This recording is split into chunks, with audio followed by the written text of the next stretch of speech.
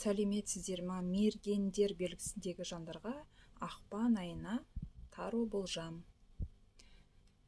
Бірінші пятерка пентакль түсіп тұр, кішкене кризисный уақыт сіздерге ақпан айы.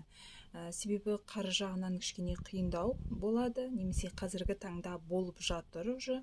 Сондықтан кішкене қаржыға ұқыпты болғаныңыз үшін, және де қарыз алу, қарыз беруден өте абай болғандарыңыз үшін. Қарыздың қайтуы немесе өзіңіздің қайтаруыңыз қиындап кетуі мүмкін.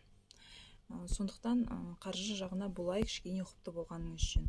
Және де жаңадан ұсыныстар алуыңыз мүмкін, жұмысқа байланысты, немесе басы бос мергендер үшін отбасын құруға, қыз бен жігіт болып жүруге деген сияқты жаңа ұсыныстар түсуі мүмкін. Ал екінші жартыңызбен ренжісіп сөйлеспей жүрген болсаңыз, отношения дұрыс болмаса, татуласасыздар ақпан айында. Және де бірінші шақты өзіңіз жасағаныңыз дұрыс. Себебі ол кісінің тарапынан бірінші қадам болмайды. Сондықтан мүмкіншілігінше қарым-қатынасты жақсарту үшін бірінші қадамды өзіңіз жасағаныңыз дұрыс. Келесі, қандай да болмасын ұсыныстар түсіп жатса, ойланып барып шешім қабылдағаныңыз үшін, ол сенімді адам ба, сізге ұсыныс жасайтындай, сол жағына мән бергеніңіз үшін. Себебі соңғы карта семерка мечей, бұл жерде хитрость, өтірік алдау өте көп бұл картада. Сондықтан байқап жүру керек.